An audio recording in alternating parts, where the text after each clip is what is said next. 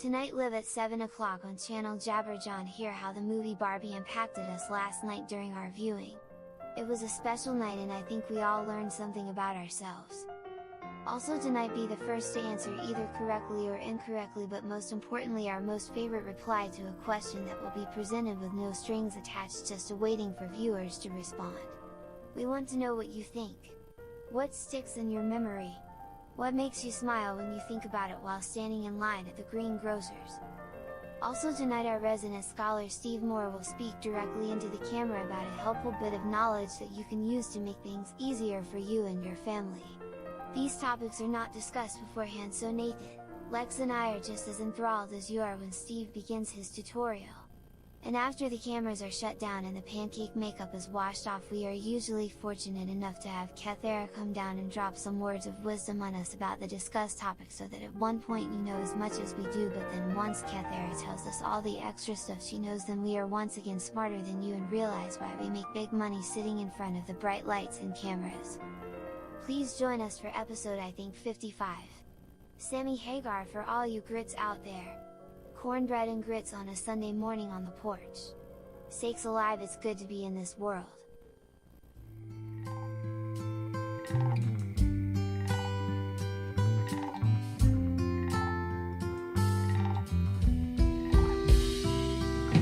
Three little frogs sitting on a log. One of them fell in.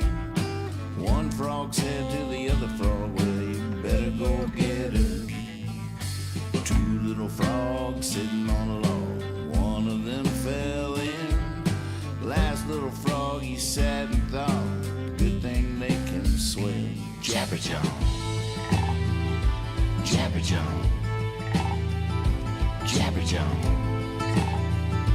Jabber Jawn. Three little frogs sitting on a log. One burst into a grin. One frog said to the other frog, wonder what's got into him. Two little frogs sitting on a log. One laughed until he is red. Last little frog, he sat and thought, must have been something I said. Jabber Jawn, Jabber Jawn, Jabber Jawn, Jabber Jawn.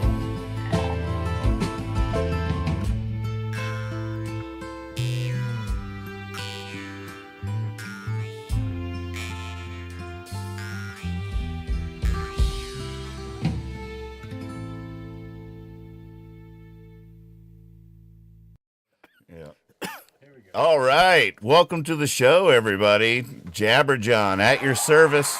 I'm Nathan Moore, your host. This is Kyle Hogg, Steve Moore. It's good to see everybody out there. Tell your ma, tell your pa, our love is going to grow wall to wall, and we are live. How's it going? So you're not feeling great, I hear. Not feeling great. I'm sorry about that. I'll try to contribute, but don't have a whole lot of energy, but we'll see. You know, sometimes it picks up, and like you were saying, there's a surprise amount of energy that comes from the production itself and the people out there. Yeah, that's what I'm Tech support is in the house. Well, that's all. We'll all hold you up. All right. I'll try to hold up my end of the stick. How you feeling? I feel awesome, amazing. Nice. Good day. Good. Well, hopefully, people are able to watch. Our nation has a mystery today with the widespread cell phone outages affecting AT&T primarily. Yeah, it's crazy. I always wake up and open up the paper over my morning coffee, and the big headlines were wondering if it was a cyber attack or solar flares. What paper are you referring to? Just online news. Paper. Do you go to one source generally? What source do you I usually use? start with the Drudge Report. And they're pretty, are they pretty analytic and well, what they are is, impartial, let's say? I don't know anything about them. They're little, they can be a little hyperbolic, but what I like about it is all they are is they have headlines. Each headline takes you to a different news source. Okay. So they're not like, it's just like all the big headlines of the day. Well, what news source would they tend to go to? anything that they think we'll click on. Well, I mean, like, do they choose the best one or do any of that analysis, or the ones that agree with them politically, or? They do have a little bit of an angle or whatever. I mean, are they 50-50 CNN and Fox, or? Yeah, well, definitely. Well, that's interesting. They're not going to leave out like they're not going to leave out like a significant headline of the day's events. If something happens in the world that people are talking about, it's Right. going to be on there. But So- they do like as you go down, they do like group headlines in sort of manipulative ways, and sometimes the way they word the link they want you to click on is misleading. But then it just takes you to NBC or New York Times or whatever the source is that they're. Now, does it learn your interest in the headlines? Are the headlines for you different than they would be for me or him? No, it's just one website. I definitely know from my Surly in the Morning news experiment. I tried every news source there was to see which one, and the Drudge, maybe because it has a little bit of a bent, was fodder for my humor and stuff, because I could sort of riff off of it. Like, I see what you're doing there. Like, I would be able to notice that. So maybe I had sort of fun with the bent. But at the same time, there's not very many businesses that are trying to provide that service or whatever, where it's just all the headlines from all the different sources all in one spot. So that's usually where I start, and then I'll go to Twitter and just see what people are talking about. I guess they call it X now. Right. Do you do that?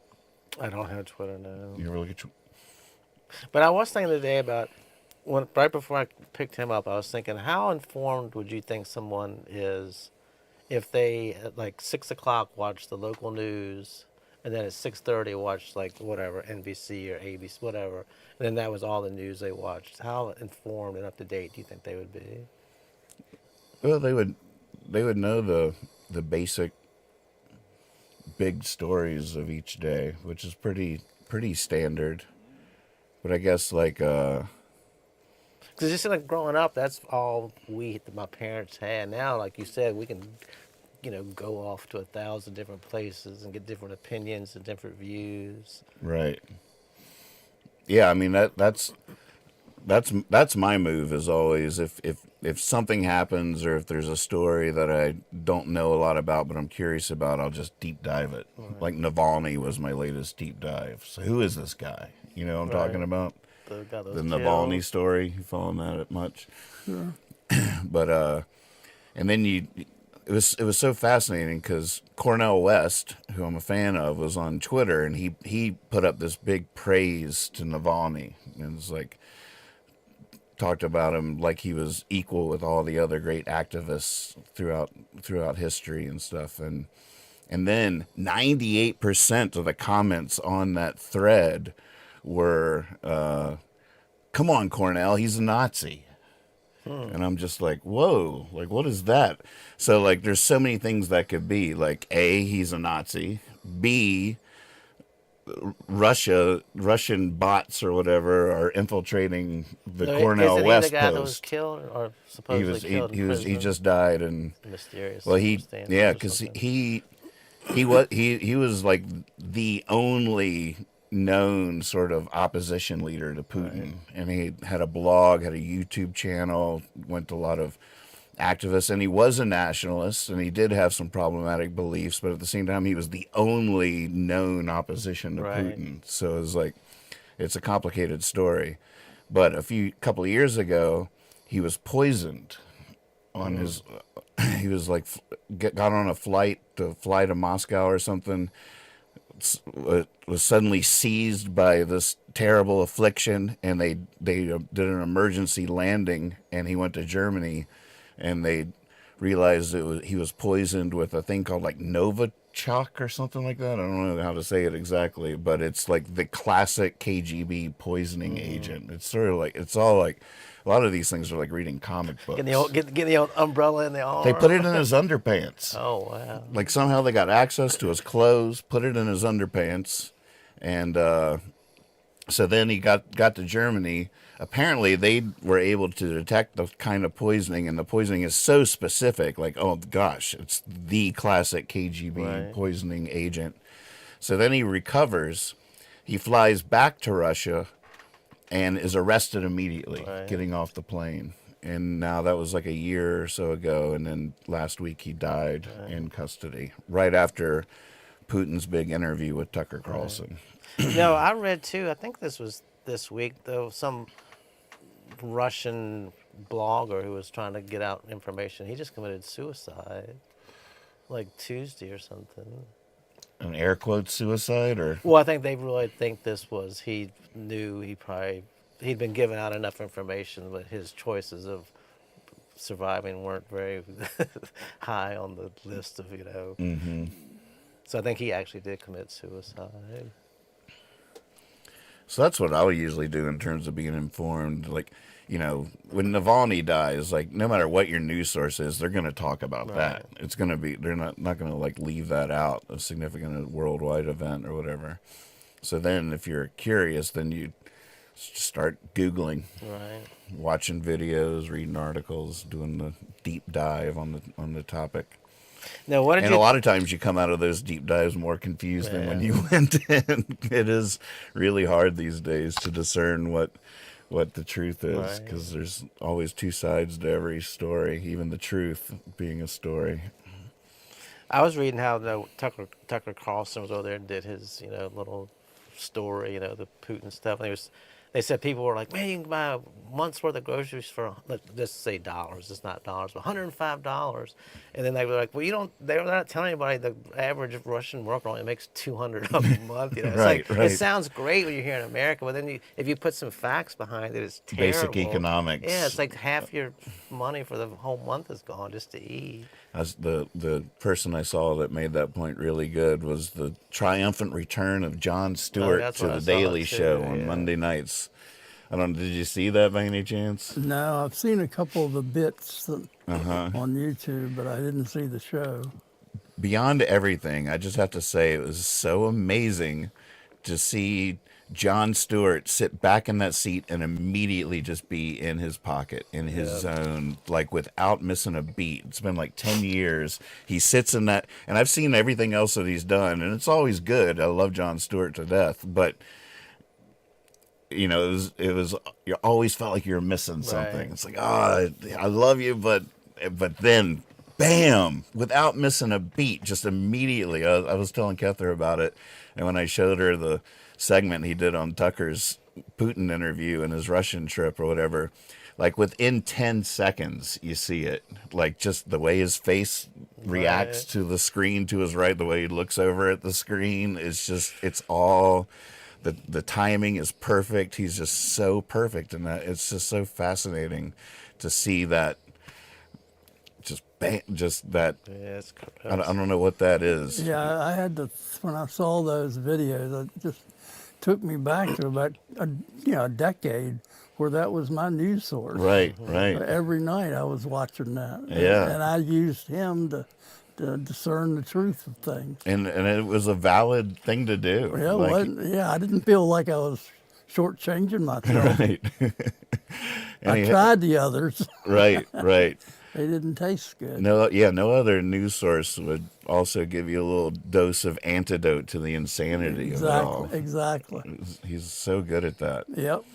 Now, what did y'all think about John Oliver offering Clarence Thomas $1 million a year if he'll quit the Supreme Court? I haven't heard that story. Yeah, it's his actual money. He held up a contract and said, if you'll quit, he did like a half-hour thing about all the bribes and all the trips and stuff Clarence Thomas has taken, and he got this like $250,000 mobile home type thing.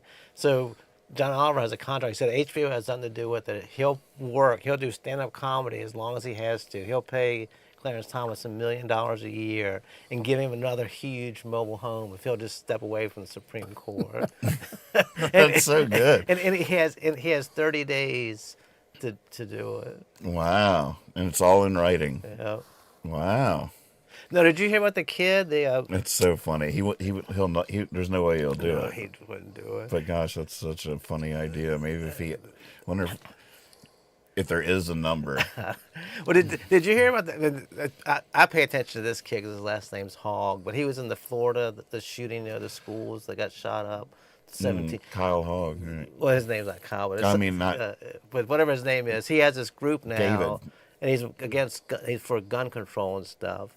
And when Trump released those shoes, those tennis shoes, for $12 you can trademark the name. Trump's dumbass didn't trademark it, so this kid's got trademarked like Trump tennis shoes and something else. And every time you click on it, people think they're looking at the shoes. It sends a message to a congressman saying, we need to get gun control and tighter gun control. Oh, wow. Stuff. And so they said so far like 75,000 messages have been sent to Congress. and so this kid said he'll sell. He's got the trademark, the site. He'll sell it back to Trump for $2 million, but for every 285 emails are sent, he's raising it $1 million. So Trump, if he wants to sell those stupid shoes, he has to buy the thing from this kid. Why even give him that out? I think just to make him, because he probably figures he's not going to funny. do it. It's like just a way to taunt him, Right. I don't know if Trump has $2 million anymore. That's why he's selling tennis shoes. But I'm gonna do something real quick. Then we can move on. All right. First, I've got a prize for Lex. Music cartoon. Because a couple months ago, you asked the altitude of Stanton. Oh, yeah. What is the altitude? And Lex of knew it. Stanton? I don't know if you can get this with the camera. But Lex said he knew what it was from this sign downtown. All right. And a local artist did. Oh, it's an artistic rendering. Look at Yeah. that. It looks so beautiful. My terrible eyes. $13.95. Yeah, because you said you knew it because of the Pretty. sign. Yeah. There's a sign at the train station. Yeah. What's the artist's name? I go to the stupid places and buy this stuff. Then I get home. I said, I should have looked to see who did it. It just says like Should have asked more It's questions. got a name on the back, but it's just like it's not the guy's name or the lady's name. It's pretty. Love all the So flowers. Lex, you win that.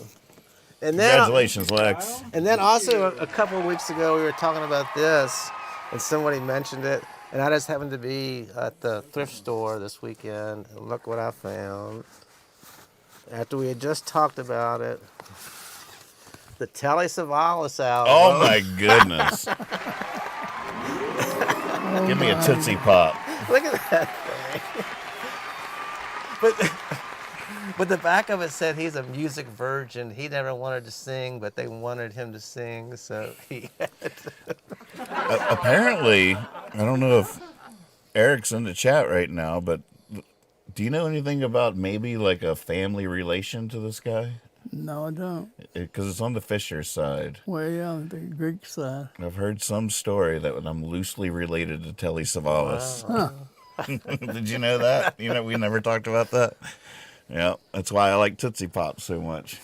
That is funny. He looks like a vampire.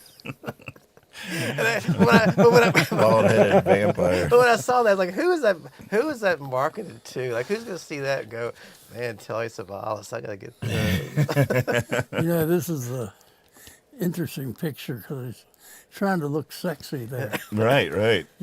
It's working. And but this is the younger one. I'm sure the younger you go, the sexier he was. But by the time he got to the Tootsie Roll Pop, he wasn't sexy. I didn't think. He jowled out. What was this? That show? Kojak. Kojak. Yeah. But when he was Kojak, he wasn't that sexy. Of course, I'm not attracted to him anyway. I wonder if he was on an maybe maybe I'm wrong. He seems like somebody that might have been on an episode of Gunsmoke. Oh, definitely. We should just hang this straight to the wall. This thing should just go straight to the wall of fame There there. are a surprising number of Greek settlers. Who's this for? And also, Is Molly. this just for the show? Yeah, I just found it. And also, Molly, I got your bag. Thank you very much again for that. It's a good looking bag. For a great show last week. 2 weeks. When was it? Last week? 2 weeks. All right, that's enough of my mumbo jumbo. That's good. See, that's another thing we were talking about, things we could do. Live, we could go down there and do their square dance one Friday night. Oh yeah. Wouldn't We that be could, something? Participate in video and give them some publicity, and they'd run us out after about 10 minutes, I reckon. But we could reckon? get some good video. That would be fun. I think Bill Wellington does that. Yeah, he was there at that show that I did there. Oh, I didn't see him. I think Bill he came was in there? for the second set. Oh, I okay. didn't see him the first set either. I was like, oh, look who's here. I was intimidated. I just saw something on YouTube. Somebody said, I just tried to do my own taxes. Thank you, school, for teaching me how to square dance. Like all the things you could have taught us, you have to teach us how to square dance. And now I'm trying to figure out how to do my own taxes.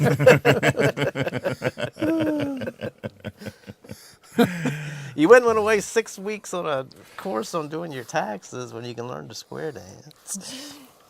Well, this is a special show because it's one of the first times we've ever advertised a topic right. of discussion, and so I'm sure there's a lot of people lining up to get in to see us, just to hear us talk about their favorite movie of 2023. Last night we all got together at Dad's house and watched Barbie, the movie, and so today we're going to center our conversation for the next little bit around the movie. And now I gotta confess, I was a little overwhelmed the first time when we watched it, so I came home and watched it again. Wow. I watched the whole movie again. Did you run it yourself? Well, it was on HBO. It was on one of my apps, so I didn't have to pay for it. Oh, okay. And I really enjoyed the second viewing even more than the first. Although the first was really fun, and it was fun to watch it together. The angle I was sitting at off to the side and everything, I don't know, it was all like right there, and it was just a lot to take in. So it was nice to see it again. It actually looked a lot better to me on the TV. Maybe it's because I was sitting right in front of it and everything, but on the first viewing, the HD was just like, felt like I could see too much, or so it's like it's too clear. Not used to that, but yeah, I'm really glad I did the second viewing because I got a lot more of the jokes, a lot more, and I was able to pause it and reflect, and wrote down a few notes here that I now can't read at all, so I'm not sure how they're going to help. But I'm not sure how to start it. I'll start us off just by saying, what a fun movie that must have been to make. Like it's like if y'all ever do another movie like that, or anybody, like I'll hold the microphone. I would give anything to be a part of a production like that. It just looks like so much fun, designing the sets, inspired by the old toys and everything. And I really feel like they must have had a real blast writing that script, because I feel like once they had the initial idea, the metaphor that Barbie Land compared to the real world, and how that could be a commentary on the patriarchy or whatever, once they had that initial inception of an idea, they were rewarded for it as they started writing it out, because there was so many great metaphors, and it's like an onion. You just keep peeling it, and there's so many ways that metaphor works, that they must have been so excited as writers. It's like pure inspiration, a true inspired idea that will, if the idea is true and inspired, then it's just going to be so rewarding as different connections just start seeming to come out of the blue to line up to tell the story you're trying to tell. And it's like writing a good song. When you're really on to a good one, you just will start laughing as the words start showing themselves to you. You're just like, oh my goodness, this is even better than I thought at first. It just keeps getting better and better. So I really feel like the inspiration for it all was pretty inspired, pretty divine in that regard. So I like that. I felt the sort of the same. I mean, I don't know anything about the director or the writers. I don't know anything about most of the actors. But watching it, it reminded me of a great first album. Like these guys or these performers have had 20 years to come up with this album. Everything they've ever thought, they're letting it out.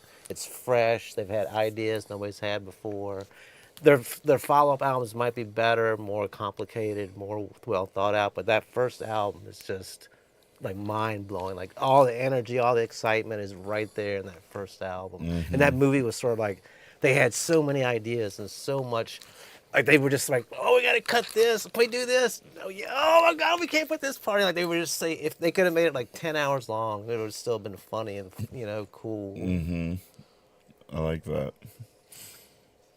What were your initial impressions?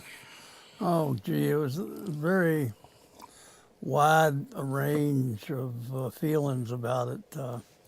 Visually, it's pretty overwhelming, and of course you tend to get into and I think that's intentional, a cartoonish framework of the whole thing, which is fascinating too. But I got.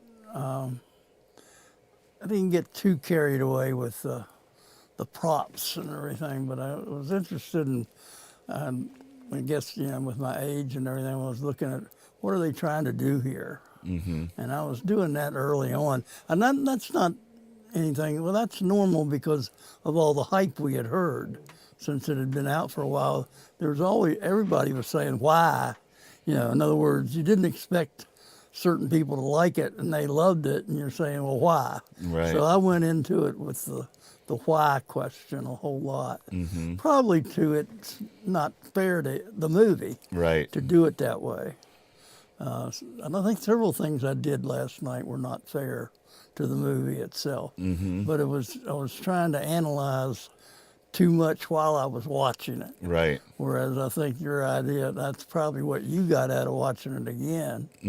And I also had... that's such a good point. Yeah, and I also had the disadvantage of not being able to hear a lot of the subtitles dialogue. are great, I gotta say. I wish we had had them on the first time. I wish we had done that. I needed the captions because I can still read those, but I just couldn't get some of the humor. And y'all would be laughing and I would be lost just like I am normally. But it's okay. But, so that was what I was going through. It was more introspective in terms of what I was looking for. And on a certain level, that movie was just for fun, visually to enjoy. And I didn't go in there with that attitude. Right. Which is not really fair to it. Yeah, there's a lot of things about that, the expectations, especially something that's so talked about and controversial. Yeah, like it's. I was trying to figure out my attitude, right? What stand I was going to take on the issues that it brought up, and how I thought they played it out. And I got to say, as a man with a movie that's clearly a feminist critique of the patriarchy, which is an interesting idea for a movie to be in the first place. Like this has an agenda, and that's not all. Most movies don't necessarily, or it's hidden, or it's subtle, or in that sense, I feel like I came in a little guarded, a little defensive. Like, all right, what are they going to say is wrong with me? Because I know that I definitely, as much work as I've tried to do and I continue to do daily to expose my blind spot, to shine light on my blind spots, to try to be introspective about my biases and the brainwashing that's happened to me in my life or whatever in terms of patriarchal thinking, I still suffer from biases, and it can be very uncomfortable when those get illuminated or whatever. So like there's a part of me that wants to be, I don't know, I was contemplating that. I was like, why is that so uncomfortable? And I one analogy I thought of it was that like as an artist, there's like two examples of criticism of your work. like one. If I record a song or something, there's the criticism while you're making it, which can be it's. I want to say first of all, no matter what, it's hard. Criticism can be hard to take because you just want to think you made something purely good, and then someone comes along and you're like, that's not very good. That could be better. And at first you're like, you're a little angry. Right. You're just a little angry, like, oh man. And but if it's a work in progress, you then calm down, you take your breath, you take a beat, you respond to the criticism, it becomes better, and you end up in a place of gratitude. Right. And you're just like, oh, thank you so much. Then you're indebted to the person you're angry at for the criticism they gave you because you ended up being able to make something better. But then the other thing that can happen is the criticism of a finished work. You can't work on it anymore. Right. So that is an anger that you can never really part with. Well, and so that is just you just and so there's a part of it when someone's trying to help me become a better person, there's a part of me that just is frustrated that I'm not a finished work yet. I wish I was done. I wish I was just a good finished piece of work or whatever. But it's all just sort of constructive criticism of a work that's perpetually and infinitely in progress. Right. Well, it's funny because what you were saying sort of ties into what I thought too. I thought it was so intelligent and just so many good points. But I was sort of expecting, like you too, like for women to be shouting at me how bad it was. I thought the whole thing was done in a loving. Me too. It was more like talking to your wife or your girlfriend, like nagging you, like, you act like such an asshole when you do this. It wasn't somebody standing there preaching. It was like, I love you, but good grief, will you stop doing that? You know, It was more like a kind. I mean, almost like you, like if your wife was telling you, you'd laugh. You're like, oh, I know, I really need to stop doing that. You know, it was more loving, caring. Like, look, we haven't given up on you, goofballs, but you got to realize things need to change. I took it as more like a helpful, like, look, we can help you type thing. Right. So it was more like you said, it was a work in progress. Like, we don't just see you this way and we're just going to get rid of you, you're no good. Like, we, together we can make things better. I thought they did a great job of making that point. Mm-hmm. Like, there's a lot of one of the things that scared me was so much of media, was social media and the culture wars that are so inflammatory and divisive and sad. Like I was just like praying that it wasn't that this wasn't like just a culture war, divisive, take that right wingers or take that fascist kind of thing. And I was like, oh, I just hope it's not that, because I don't even know how we would talk about it then. Like, how are we going to say? And I thought it was definitely not. It was not just a woke. In fact, not only it was feminist. I do think it was clearly feminist and was a feminist critique of the patriarchy, and I thought it was extremely well done. But it wasn't woke. Like woke to me is there. Sasha, the daughter in the movie, is the woke character. Right. She's woke like that. And so they showed what woke is in the context of this story. And she just seemed cruel to Barbie and made her cry and called her a fascist. And to me, like what woke is typically like a youngish, hyper-focused critique on systemic injustice that is so focused on that systemic injustice that they don't see a more nuanced, complicated view of the same cultural phenomenon or institution that it's critiquing.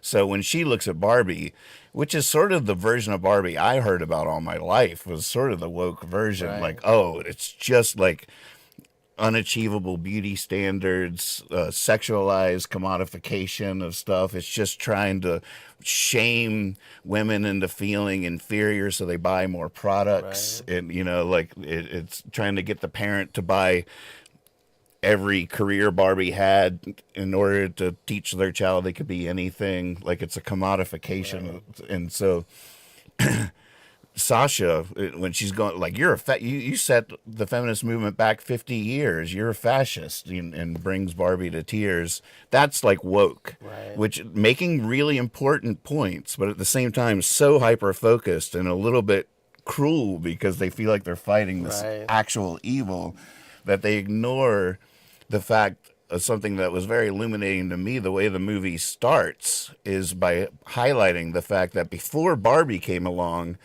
dolls were almost exclusively teaching young girls how to become mothers. It was all baby dolls. That was great the way it and started. them pretending, and so it was all like basically dolls up until when Barbie came along. It was like a revolutionary, radical, liberating idea, aspirational character, like teaching girls that they could be anything. You could, like, Barbie was a doctor before women were allowed to own credit cards. Like, it was a revolutionary, there was a liberating, beautiful thing that Barbie was, that the woke character doesn't have the capacity to even go there. To appreciate, to have a more nuanced take like that. So I really. So do you think a Republican that's writing a letter from Florida is using the same definition of woke as you are? Well, I feel like.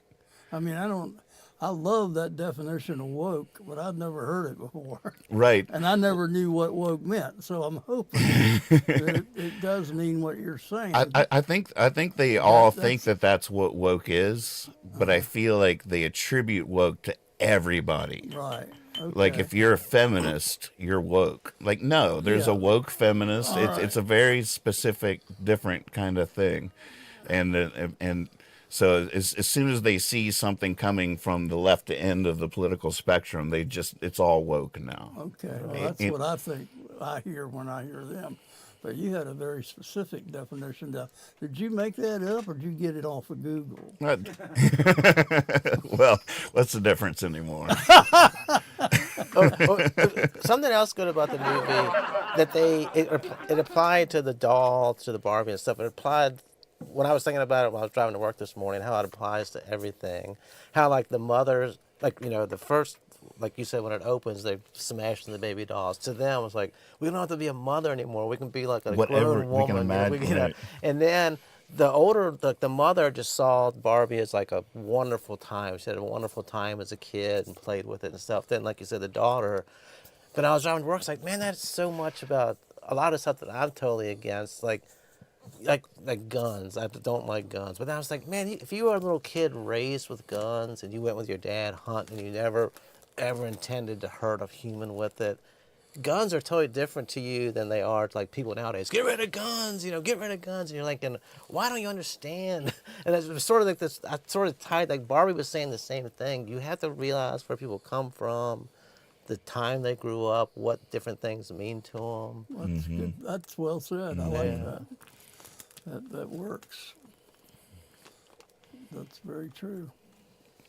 And Lex was with us watching Lex it too. was there. Saul, my Nope. brother-in-law, I was had there. nothing to do with it. Nothing to do with it. You had some interesting points last night. You want to? I don't remember. I probably wouldn't be as eloquent tonight. Feel free, if you're out there in the chat too, to Yeah. chime in. We whether you're on Facebook or YouTube or wherever you are, we can see your chats in here, and would love to know your thoughts on the Barbie movie. But also all this stuff, all this trying to sound intelligent talk we're doing, we also busted out laughing 100 times. Oh my gosh. It was fun. It was even actually funnier the funny. second time. It was which I really, love. really well thought out, funny humor in that movie too. Mm-hmm. I mean, stuff that would just hit you like there was this one line they had. I can't remember it now. I was like, God, that sounds like a line that you would have written. They were saying this song and it was. Oh my God! But as soon as I heard it, I was like, "Oh my God, it's like a Nathan line right there." I was very triggered by the whole folks. Here, let me sing this song at you for 4 hours.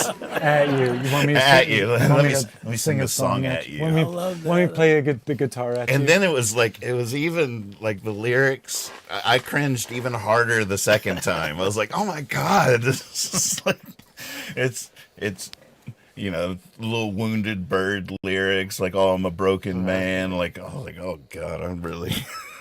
they're nailing this too hard. I'm not comfortable at all with any of this. But then even some of the stuff was like, it's so obvious. I mean, it's when you think about it, it's obvious. But for them to do it in the movie, it was just like hilarious to me. Like when she would pour juice, there was Oh, I never know. anything in there. She was in the shower. There was no like it was just like a real Barbie. Like all this is pretend, you know. So nothing ever then in the happens. real world, she's like trying to learn how to drink tea. I'm not used to anything being in here. It's so good. But the water was either cold or hot, even though none of it was coming out. It was And perfect. like, she gets in the car, they just lift it off the roof, and she just goes down into the car, you know, like just. Yeah, that stuff. The more times you watch it, the more you. There's so many little things, and there's so many Easter eggs. I can't imagine a collector of the Barbie line of products from all through the day is in heaven. They're like, oh, I got that. Like there's stuff apparently in there that I didn't even catch, and I need to go back. Like Barbie, the end credits are really fun because they show all the discontinued Barbie products, and some of them are so cringe. It's so funny. But one was a dog that if you pulled on its tail, little poops come out. So apparently there is a scene in the movie where at the weird Barbie's house, there's a dog pooping all over the place. But there's all kinds of discontinued toys. And that was such a memory too. That I mean, I never had Barbies, but GI Joes and stuff. It was the weird Barbie, the one that you would like messed up the hair, Right. and then like, why is it always in a split? Like, you know, it's like they just throw it down, the legs go out, like, just let it lay over there for a year, you know.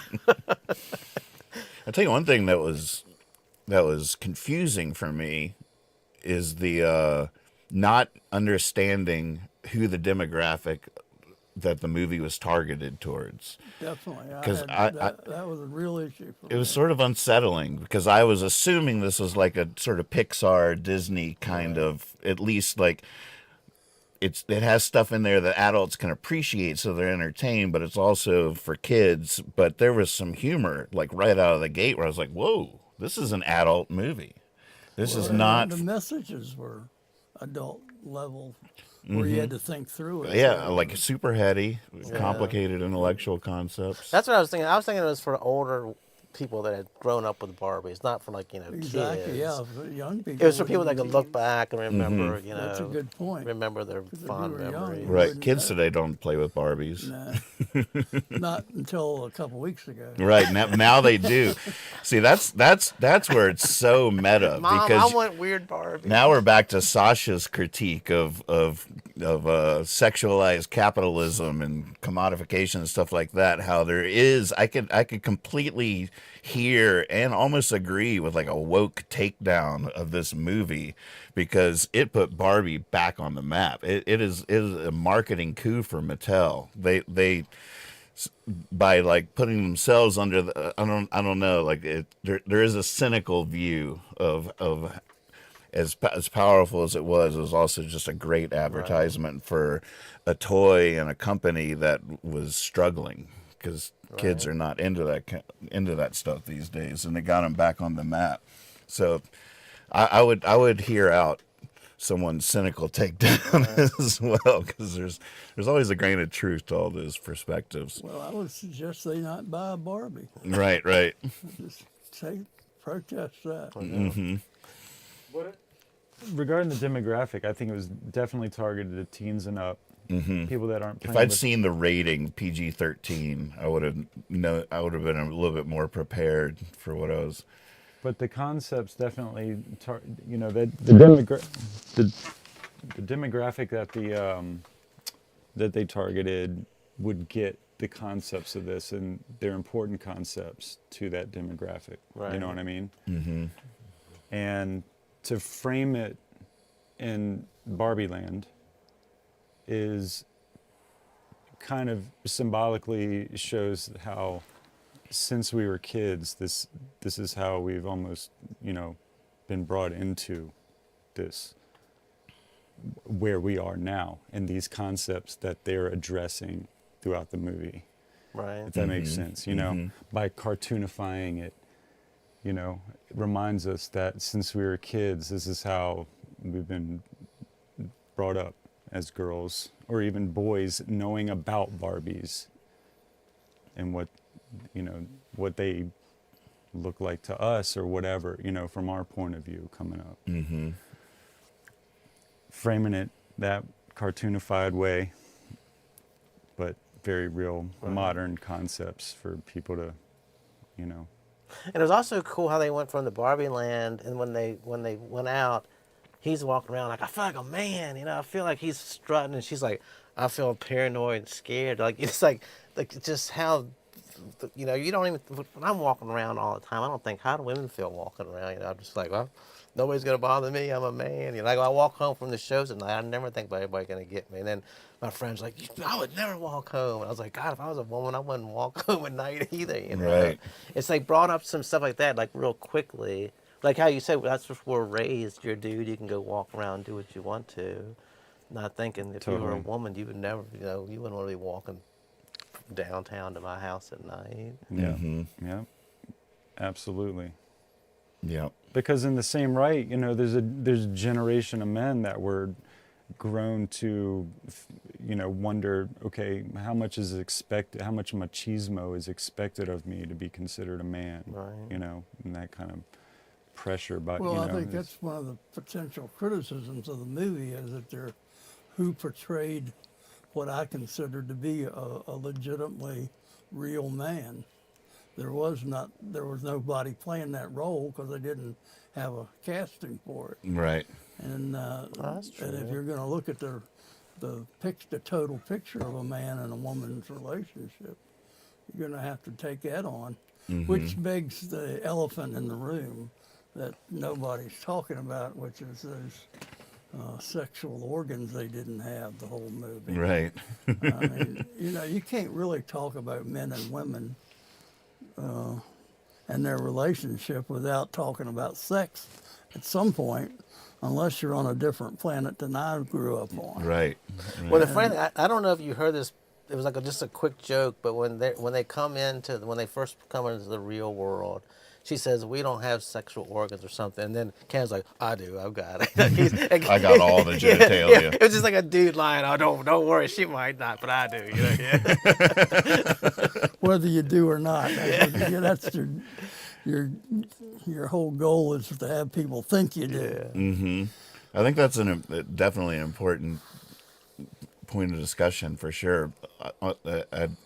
I'll say at the beginning, though, if you do want to talk about just a patriarchal critique or whatever, without getting into the whole can of worms that is the sexuality, the Barbie is one of the perfect vehicles for it because of the lack of genitalia. It's almost like the perfect metaphor to a certain extent, because even though that's such a huge part of it, it's almost like it's such a huge topic that you can't really talk about all of it. And I was saying that it probably was not a topic that it would, I'm not saying they should have done it. And I'm not saying the movie would have been better if they had talked about the sex. I don't think they wanted to do that, and I don't think you could do that in the context of what they were trying to pull off. But I also think if you're going to look at a thorough discussion of the issues behind the movie, after a little while you'd have to get down to the reality. In not Barbie world, but in the real world, there's also sex to deal with. Right. Because that's part of the whole issue of why, she's dressed with her legs showing and nice perky breasts. That's not an accident. That's not the clay who just came out that way. They designed her to be sexual. So, and Ken doesn't have a big old belly on him either. He looks pretty good. Everybody looked pretty good. Remember that scene where he tried to make it? I don't know. But no, I didn't think it should have been about sex. I'm just pointing out that it's only opening up the door to a real discussion about men and women's relationships right now. And because sex is a whole different topic completely in terms of power. Right. Because women use sex and men take advantage of sex and men use sex. And You know, there's all that going on. And that's all dealing with control and power, which is the same thing as your patriarchy. Right. So they get there from different roads, but they're going to the same place, which is control. I mean, it's even there in the reason why the woman can't walk home from the bar at night after the show. It's because of sex to a certain extent, because the big fear is that she'll be attacked by a man. Right. But the first worry or whatever is, or the area of concern is that it's absolutely horrific that she has to live with that constant fear, and just not being able to walk home from the bar at night is, no matter what the reasons for that are, that's a problem, and it's you know what I mean? Yeah. It really is. I mean, that part did bother me, because I would guess most women walking home at night in Stanton would not be bothered. That could be totally wrong. But to think you can't even risk it one night. You can't even take a risk that one night, because you don't know who's out there, who's going to get you. I mean, like you said, that's a horrible thing to have to live with. I would love to walk home, but man, is it worth the risk? You know? Right. And I feel like that's a reality that is so hard for us to understand. Like, we can intellectually understand it, but on some level, it's impossible for us to understand. Not really. I know a lot of people that live in neighborhoods where nobody's going to walk home alone. There's drug infestations and gangs, and there's lots of reasons not to feel safe to walk home. I'm glad you said that, because I'm over here thinking there's been plenty of times where I had to walk home at night and I was terrified. Right. What does that say about my masculinity? Yeah, it's a different fear, but the fear's out there. Yeah, I mean, right? Depending on where But, you're at. but like, didn't something happen when you were walking that made you feel that way? I mean, I've walked home at night too. Like, I'll see somebody that looks like they're drunk or high, like taking their shirt off on the side of the street. I'm like, oh my God, I'm looking over my shoulder. But that's not in my mind when I leave the club. It's not instantly be aware, be scared. I mean, stuff does come up that makes me right. like, why did I start walking? This was a mistake. But Yeah, I mean, that you can definitely get yourself close and be empathetic, or for sure. But I still feel like it's impossible to get fully to understanding what that reality is like. Which I'm not saying that that's a flaw or anything. It's just. Well, I agree that men don't usually have to worry about that. And I'm using that as just like one of millions of examples of the way women see the world and interact with the world is so much different than our experience of it, that really the only way you could understand and be empathetic and in some ways be a part of changing it is through determination inside yourself to try to understand it. Like, it's not inherent is more my point. Like, you can get there if you want to, close, but you have to do that work yourself. It's like, so you have hard, to. Like me, if I was And as much work as you do, you're still gonna fall a little Right. bit shy of really understanding what it's like. Like, if I'm walking home at night, if I had to list my fears, somebody's gonna rob me, maybe somebody's gonna beat me up. You know, I mean, like, maybe somebody's gonna yell at me or scare me. Somebody's gonna rob me. Somebody's gonna beat me up. Nowhere on my list is that I'm gonna be sexually abused. Now, take that around to a woman. Her very first thing is, rob me all you want, beat me up all you want, yell at me all you want, but please. Her main fear is something that I don't even have on my list. You know, it doesn't even cross my mind that somebody's gonna rape me when I'm walking home. It's just like your whole way of seeing the situation is like thrown off balance. I don't know, man. Sometimes I be looking good out at night. You know what I mean? I'm like, dang, You I know better what watch mean? out. I'm just saying, you've all had a night like that, I'm sure. You're like, man, look at me, I'm sharp. I better watch out. 1967, well, I had one of them. But then one of my favorite, you mentioned this last night after the movie we were talking about, one of my favorite things that just took all of manhood and all of the arrogance and the craziness of men, and they just dropped it down to that scene. Like, you've never seen The Godfather? I was like, that's like, you wrap everything up about man and put it down. Like, you never seen The Godfather? Sit down, let me tell you about it for 5 hours. And she's like, oh my God.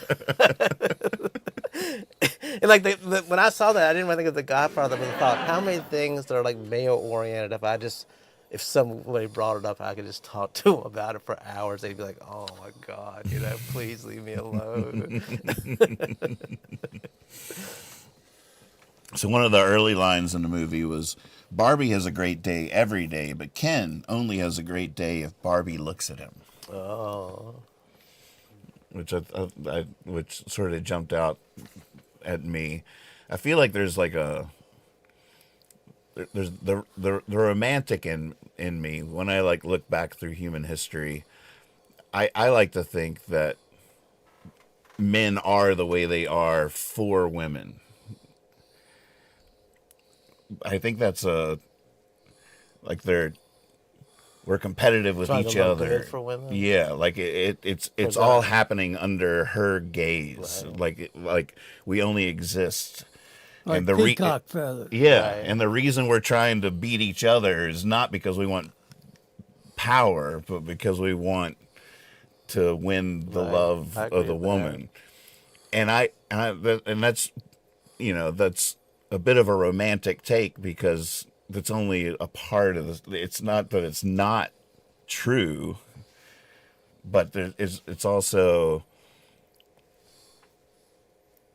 I'm a little skewed because my heroes through history have all been poets and philosophers and artists. It hasn't been generals and conquerors, and like there's that side is there too, that a lot of men probably are, always have been power hungry, and it is about power more than it is about romance. It's two different topics. Power and control are an issue that a lot of men are interested in.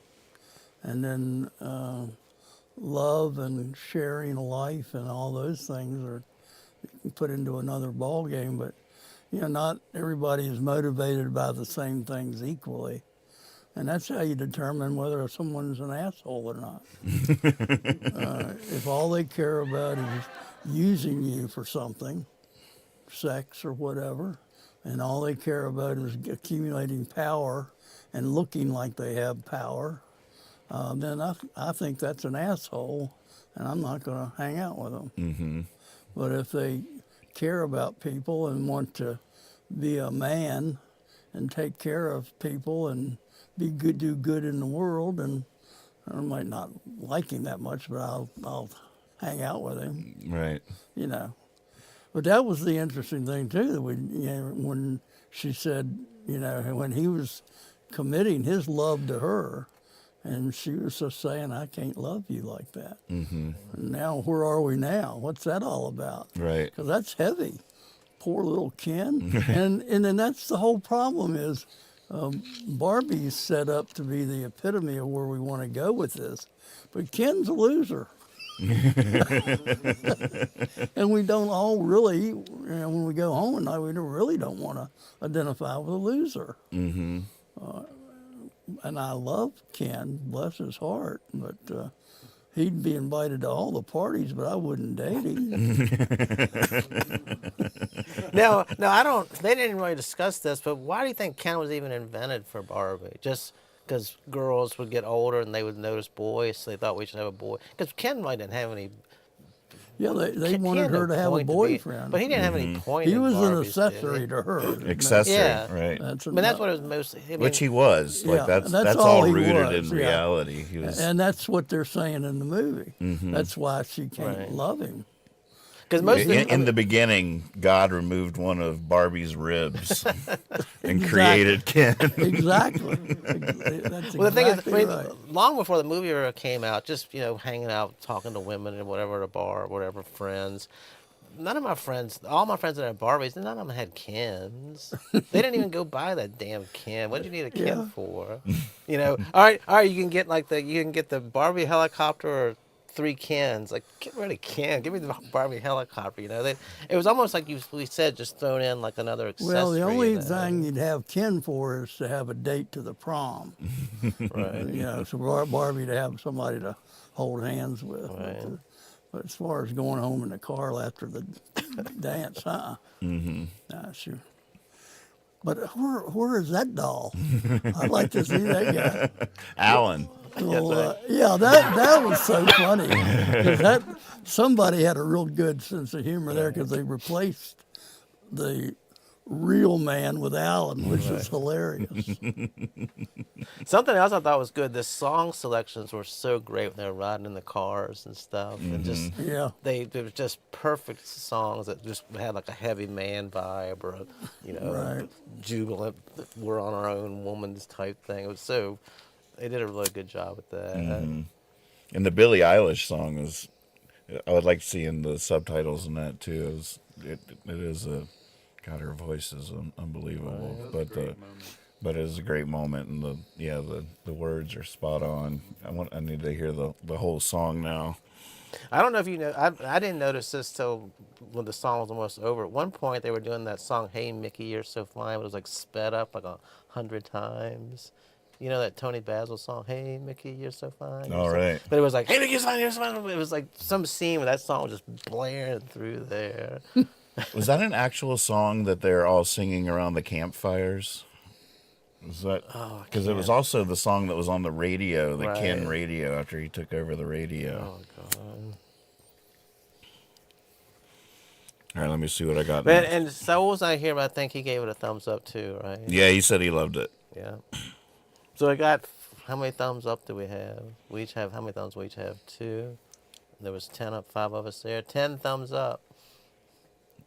I'd definitely give it a thumbs up. Me too. Oh, yeah, me too. Just food for thought. Mm-hmm. Something to think over. I love the. Plus, it would be terrible. Like 20 years from now, people are talking about these times we lived through, and you had to admit you never saw Barbie. Right. I hate that. I really think Barbie's also just an important historical reference of where we are now in our evolution as a culture in terms of movies. Like if as in 100 years when you're going back and watching cinema through the 70s, the evolution of feminism and the gender roles in movies, which I gotta say in my youth was severely problematic. I feel like I was done a huge disservice in my youth by the movies. I'm starting to tremble right now because I really think it was very bad.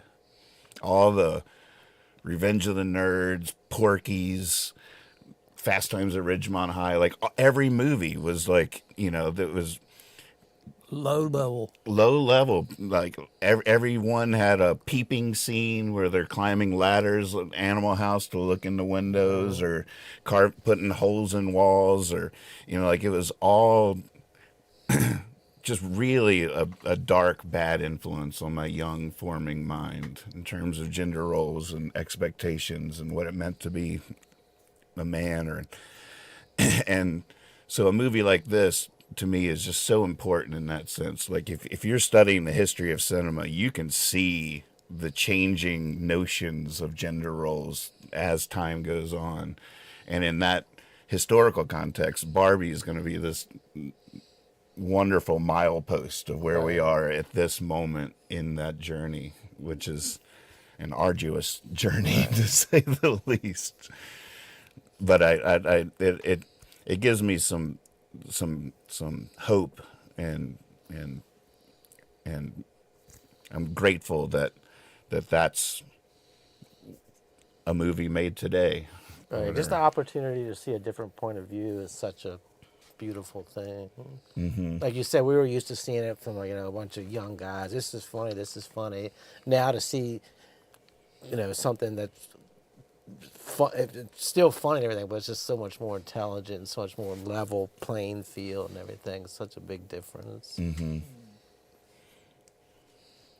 Like when I was growing up, you just watch movies, like hope there'd be like a topless scene or something. Like, yes, a top. And I was watching some show a couple nights ago, and there's like a topless scene. Like, why is this even in here? Right. Like, what is this? This has nothing to do with the movie, just like a woman in the shower for like 15 seconds, and like, James Brown, I think it was Jim Brown, came in and shot her in the back or something.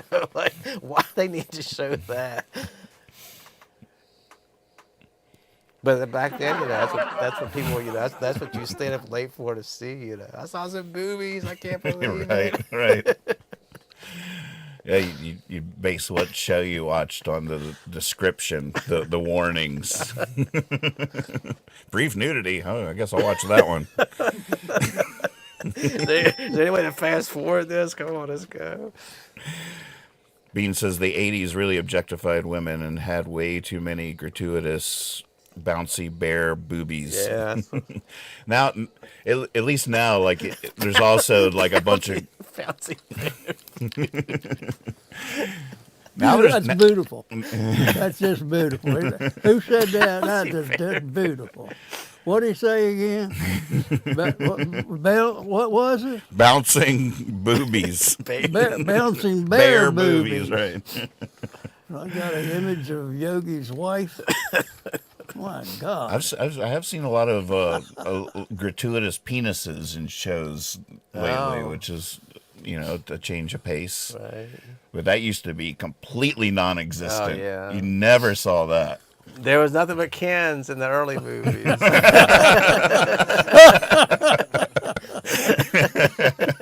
Exactly. I love the Matrix reference when she holds up the high heel and the Birkenstock. Oh, that's the funny. When they dropped her off to go see Will Ferrell and them, she was wearing those Birkenstocks. Oh, she was? I didn't notice that. Good eye. That was such a funny moment. Such a good reference, but also that it was a Birkenstock, which is just hysterical. And then she was like, no. She offers her a choice, and she chooses like, oh, okay, I'll take the high heel. I just want to go back. She's like, no, you got to want to know. You're supposed to want to know.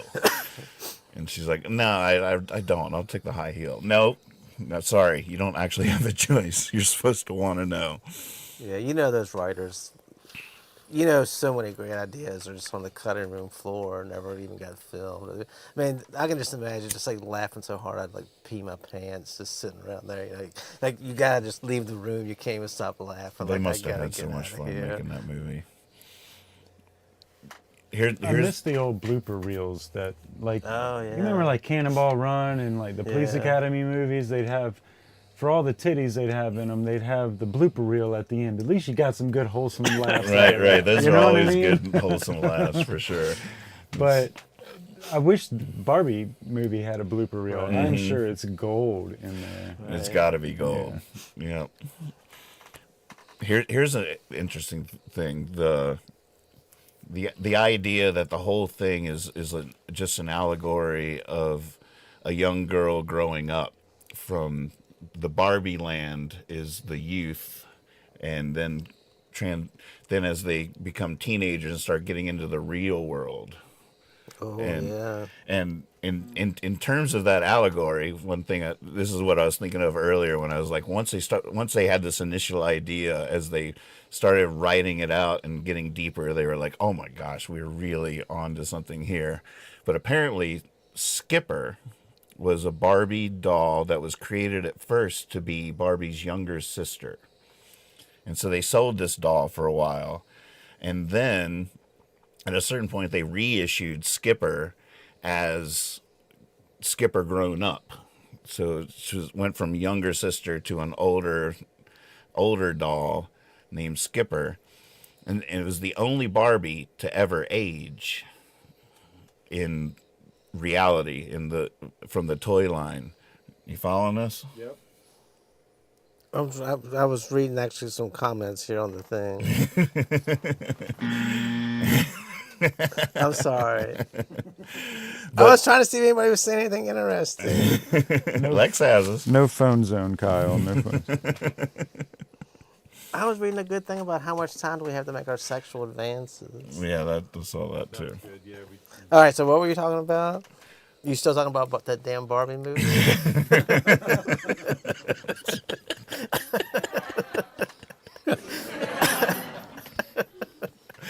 No, I'm pausing on this because I thought it was pretty All right, fascinating. I'm listening. I'll put this phone away.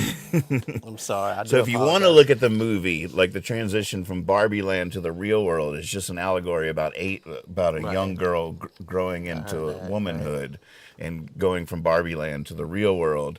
An interesting Easter egg in that is that in real life, Barbie came out with Skipper, who was Barbie's younger sister, Right. and then later reissued her as Skipper grown up.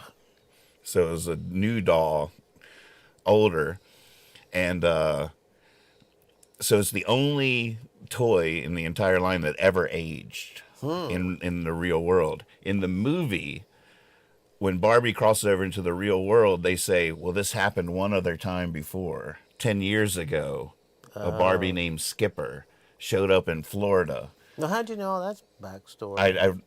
I read it. Okay. I was reading about it, and I was just like, oh, that's a good little nugget. So just such an interesting allegory or an Easter egg or whatever. But it's a whole nother way of looking at the movie. The idea that it's really just a metaphor for it's not just matriarchy, patriarchy or whatever, but it's an allegory of a young woman going into womanhood from Barbie Land into the real world. But in terms of that, the Skipper thing is, I know when they were writing it, they were like, oh my God, this is so good. Because it puts a little bow on that idea. Now, I wonder how old. This is. I can't think how. I wonder when young females realize how much male-dominated the world is. You think it's in like grade school, or when they go get a? It can't be that far in their age, can it? Where they're just like, good grief. There's a lot of dudes out there doing stuff that we should be doing a better job Right. of. You mean just in terms of their what age? Like when, like because Today? the whole thing was very much how we all pretty much agree. Patriarchy is that's the way the world is now. But as a guy, I don't think I really even thought about that. That's just the way the thing is. Of course the president's a man, and of course the owner of General Electric and all that. But I wonder when women start thinking, or not women, but young girls start thinking, God, we could do that. Why don't we get a chance to do that? Why don't we? And how much does that play on their mind too? Like, why for every job interview do I go into, is it a man or something? Well, the place I work is the owner is a woman, and they were talking about having to go to functions, and if you want to deal with somebody, if you like their spouse, and we were just kidding around. Oh no, it was about life insurance. And if you want to deal with what does a spouse want or anything for business owners, and I said, well, what would the wife think? And my boss, there was a woman turned to me and said, or what would the husband think? And I was like, man, that's true. I just said wife without even like thinking about it, because of course in my mind, the owner of the business is a man. Mm-hmm. And she was like, dumbass, you work for a business owned by a woman, But I think as men, we see things sort of, and I'm sure women notice that too. They realize, and that's got to be frustrating. Well, I have noticed over the last few years that that has changed Oh yeah. a whole lot. Mm-hmm. And you're just now explaining to the world that you hadn't noticed that yet. Well, no, every single job I've had, I've never had a male boss. It's always been women. So I have grown up almost constantly with the female bosses or owners. But still, when I sit back and think, who owns all the businesses? And I don't think not disillusioned. I would say probably mostly still. That's not a wrong thought. Yeah, there's all kinds of, all that's true and it is changing. But even during the time when the men ruled back, Which wasn't that long ago. Wasn't that long ago. back when men ruled, but there was also a whole lot of other stuff going on, such as a powerful woman controlling that man from the day they met each other. And he's following her around doing whatever she says, but he's getting the credit. He's the Right. president of the bank, Right. but she's running everything. And there's all that But see, but that has to be stuff going on frustrating, too. though. I mean, they've been playing games for a long time, Right. and part of it is just letting us think we know what we're doing. But there is also the power and, abuse. And, when you get somebody down, it's easy to keep them down. And that's what a lot of people around the world are trying to do to each other right now. Trying to hold them down. I just read a quote from, I can't think of her first name, James, the lady that brought the case against Trump in New York. I can't think of what her first name is, James, her last name, but and then now she's going after him for some other stuff, and she said, they're like, why you keep going after him? And she said, if you want a job done, get a woman to do it. Like, I'm going to take him down, just y'all might have said he's punished enough, let him go. Like, if you want a job really done, get a woman to do it. And I thought, man, that's like a powerful statement to say. I think that's one of the. Gene Carroll said that. Oh, Gene Carroll. Oh, she said it? Oh, okay, yeah. In the chat. I think that's one of the things that makes these conversations hard for some people and for everybody, I guess. Like because change is happening and it's all like on a continuum, and it's hard to know. Because the patriarchy today is way different than it was 40 years ago, for sure. And it's less of a patriarchy. Like 40 years ago, it was pretty much just a pure patriarchy. Now it's not as much of a patriarchy.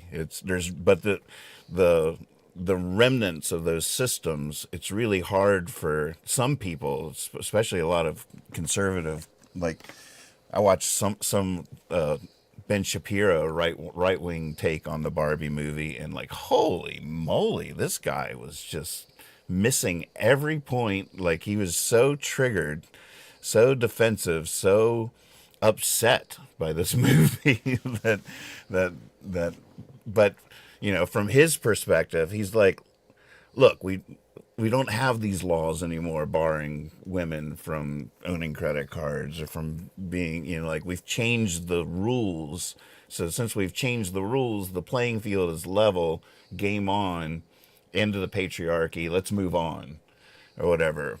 But women are telling you, by the popularity of this movie alone is an indicator that like they're trying to tell us like, don't be so fast to feel like we're there yet. Like, and I think it's really hard for people to think about it more complicated, more nuanced. It's like to them, they want it to be black or white. They want to be finished. They feel like this critique is making them feel like they're an unfinished product, and you know what I mean, or that society, and it is.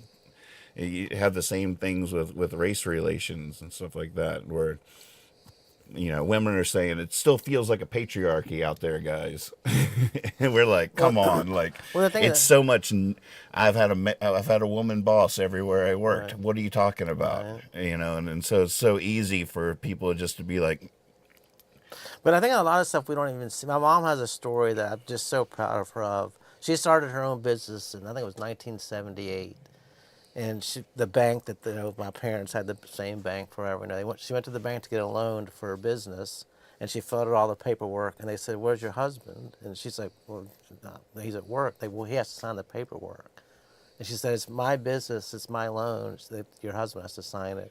Wow, this was 78. And she walked out and said, "We're not doing business with you. This is, Of course, he's involved. He's my husband. I'm not like he doesn't important, but he has nothing to do with this loan. And she just said they took the money out of the bank and moved it somewhere else where the guy let her sign the loan by herself. So that's stuff like that we don't even really know that goes on because we wouldn't, if we went in to sign it, they wouldn't say, "Where's your wife? We need her signature too." So it's just, I mean, that has to be frustrating, you know, to deal with that all the time.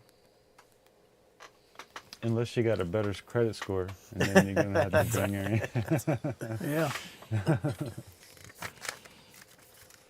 What do y'all think about the moment when Sasha says, "Oh, come off it. Everybody hates women. Women hate women. Men hate women. It's the one thing we can all agree on." Which is definitely a woke statement, or on some level that like hyper focus. And the mom's response is, "Well, it's like Barbie turns to the mom, "Is that true?" Right. And the mom's response is, "Well, it's complicated. Hate's a strong word." Which, I like the mom was a pretty good character. But what do y'all think about that statement? Well, I don't think it's true. Is there truth in it? I mean, there are factions of all that. I mean, sure, there's truth in it. I mean, in other words, there's a certain percentage of each of those that's true. You could say that about men too, though, couldn't you? Yeah. Doesn't this ring true when I say it? Like, Yeah, but, "Oh, come off it. Everybody hates men. Men hate men. Women hate men. It's the one thing we can all agree on." Like, that rings just as true. Well, I think a little truer in my view.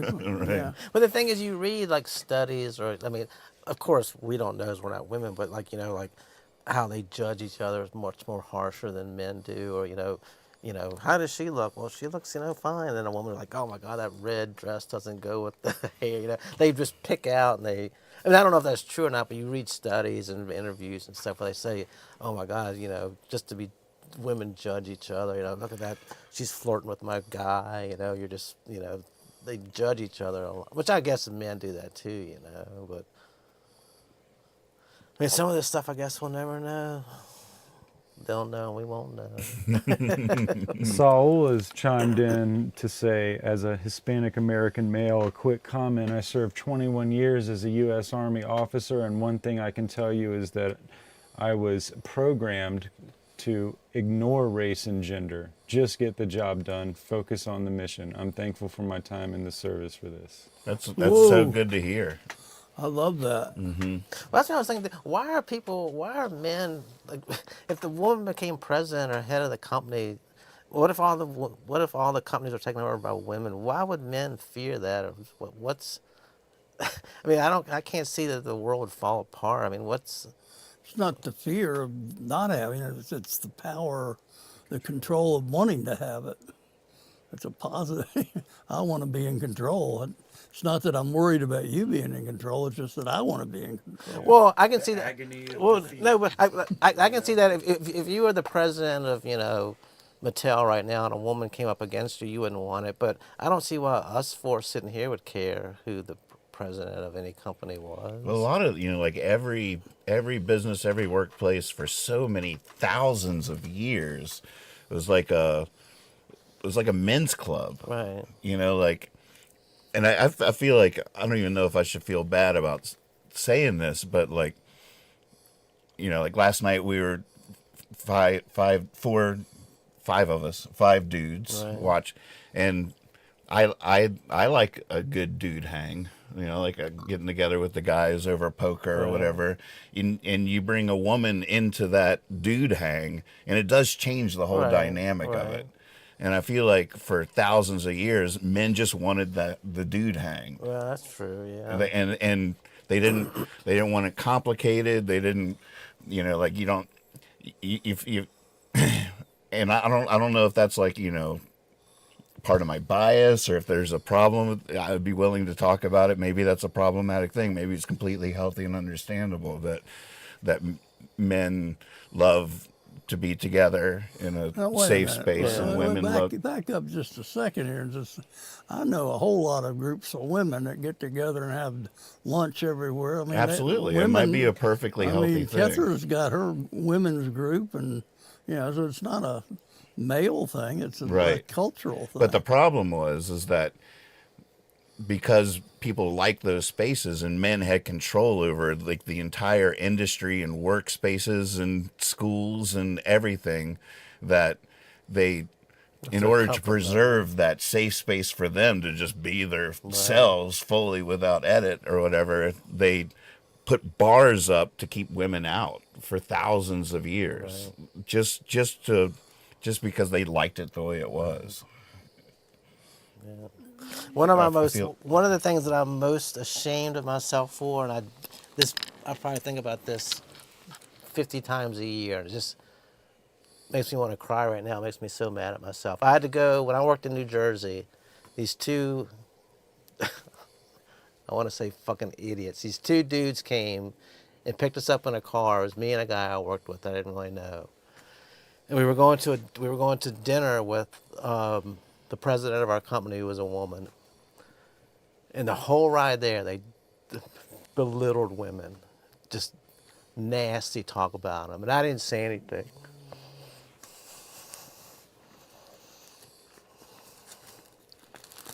And I just sat there and they were laughing. And I didn't say a damn word. And we got to the dinner and I didn't say a fucking word during the whole dinner. So we left. The owner of the company, who was a woman, came and said, "You were so rude and you didn't say anything to anybody."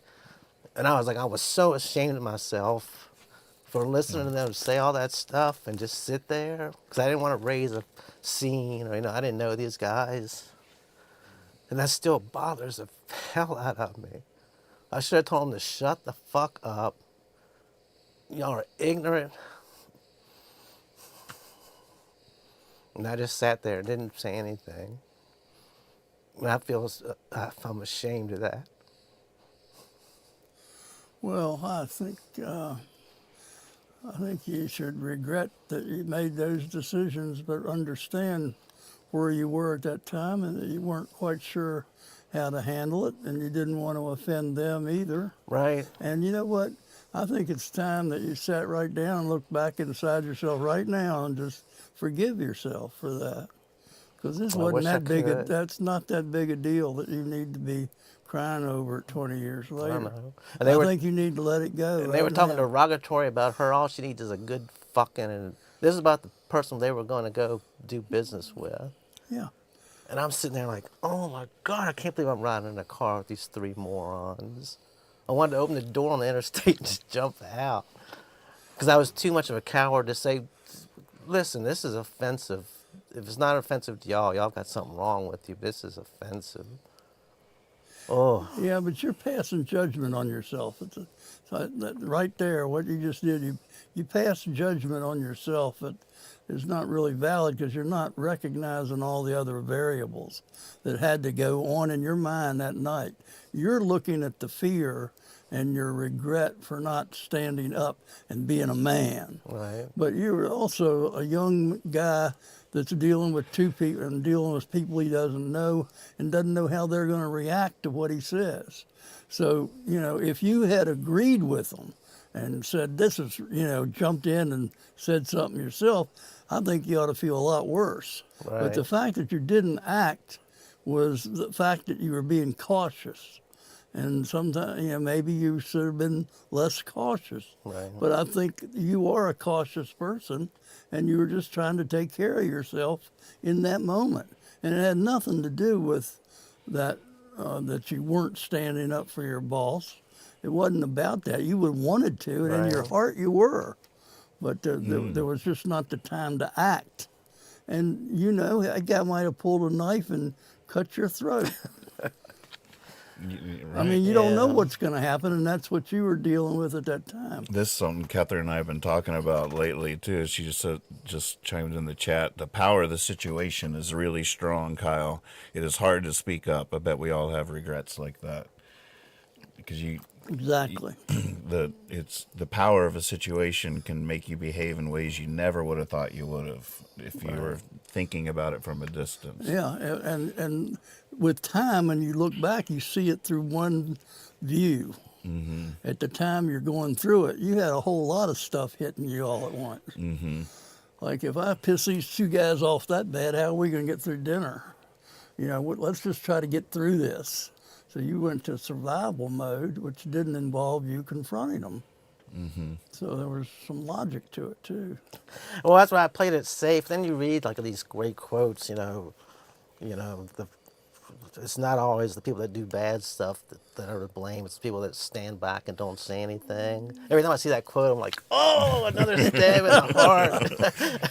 Right. Guilty. All it takes for evil to succeed is for good people to do nothing. Right. Yep. It's powerful. Yep. But yeah, people been trying to make me feel guilty about doing nothing for years.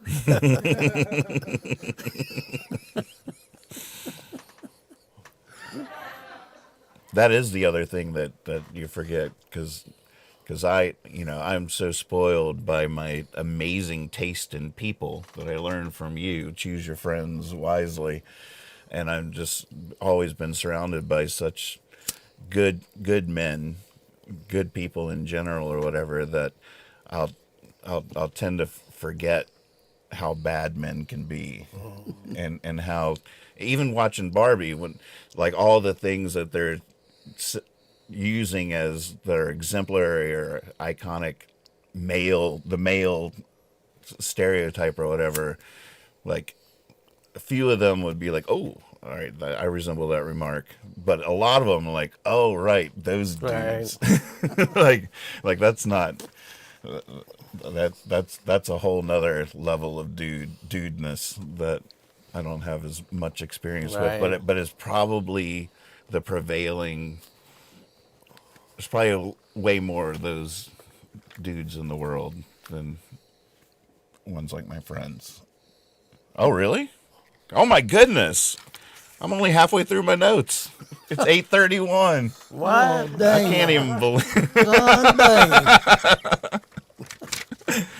Oh, Next week, part 2 of Barbie. that's unbelievable. Yeah, and it seems like everything right now is just warming up. You guys are warming up. Everything is warming up. The chat's warming up. Right, right. It's just starting to flow. We have to all agree right now to pick it up where we leave off. You know what? I just had it. I thought I hadn't thought about it all. Is maybe next month we ought to watch Barbarella. Then I started thinking, Barbarella. They must have been thinking Barbarella when they made Barbie. I mean, think about the play off of that. Mm-hmm. Whew. Now I want to go see I don't remember Barbarella. It was Jane Fonda, right? I didn't see the movie. I just saw the pictures in Playboy.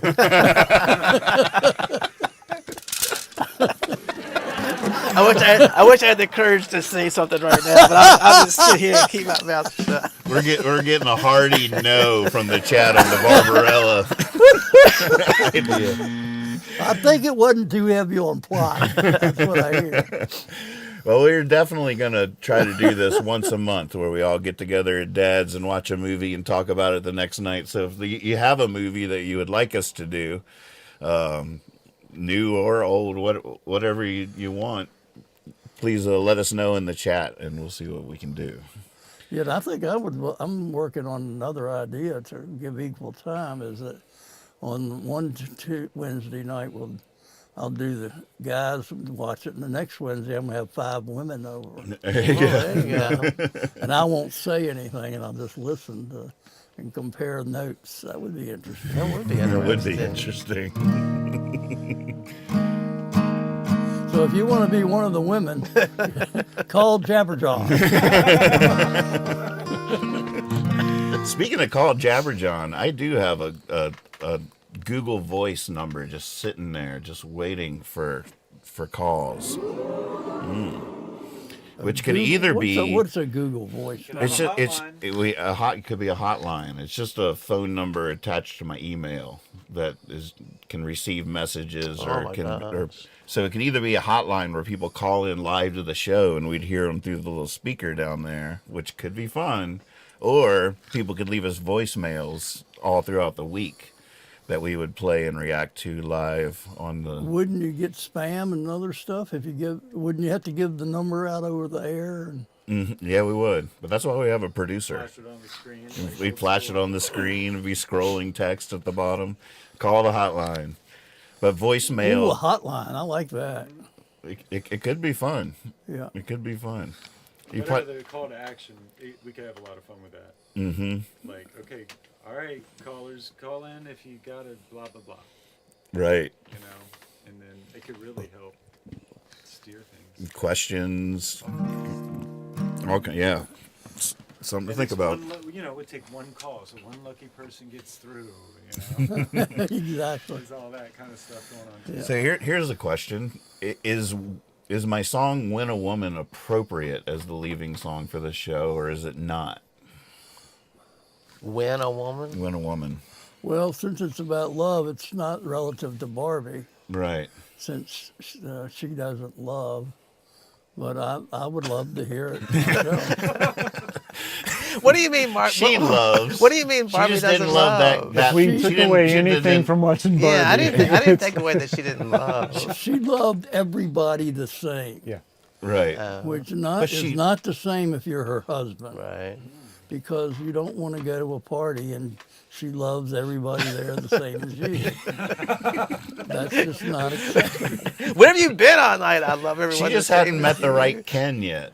Well, that's never been suggested in that movie or with Barbie's life. I've watched Barbie for a long time. She's got a history, if you know what I mean. She's never been in love. I don't even think until the very end of the movie she could have produced a child. Do you think that? So do you think when like the Ken accessory, we talked about this, but was not her love? No, it was her boyfriend. It was her date to the prom. That's all he was. No, he was never meant to be Ken. I love when they asked Ken. her. It was like, where do the Kens sleep? And she was like, I don't know. Exactly. I guess on the beach. He would never be exactly.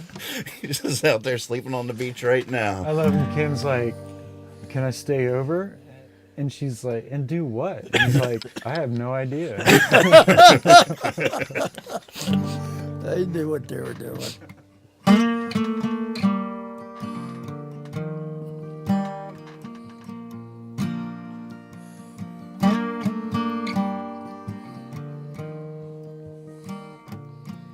When a woman cuts your hair,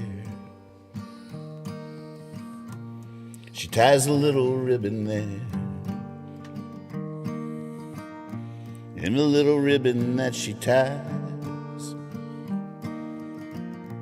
it's invisible to other eyes, but you can always feel it there. When a woman cuts your hair, when a woman calls your name, it never again quite sounds the same. And all through your running years,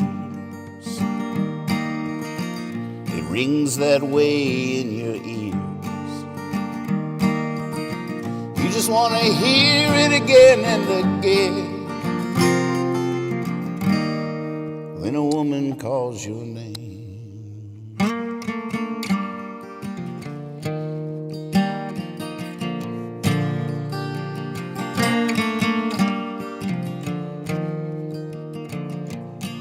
When a woman touches you,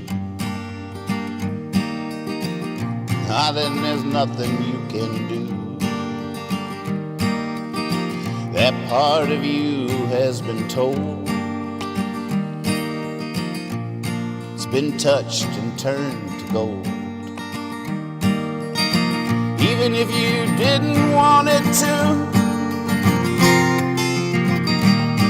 when a woman touches you, when a woman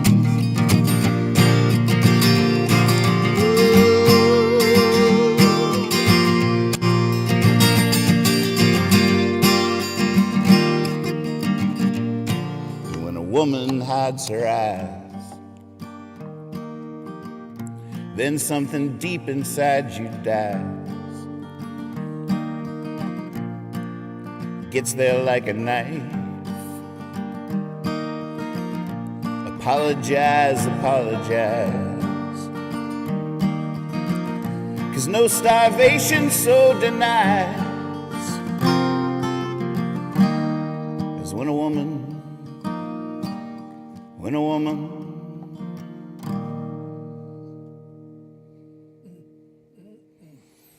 Thank you all so much. We'll see you next time.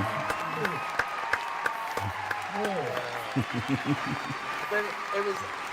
I'm so glad that's what the song was. But I thought you said men or women. Well, it's Like W-I-N. oh, gotcha. So I was like, maybe that's actually what said men or women. That's Thank you. I had to think about Dana for that one. Oh, nice. But isn't that weird how we view women so differently? That Like they're each other? They're human beings. Like if a woman cuts your hair, if a woman touches you, it's Right. like, oh my god, it's like being touched by something that's not even human. You know, it's Right. like, oh my god. which is, I think, part of their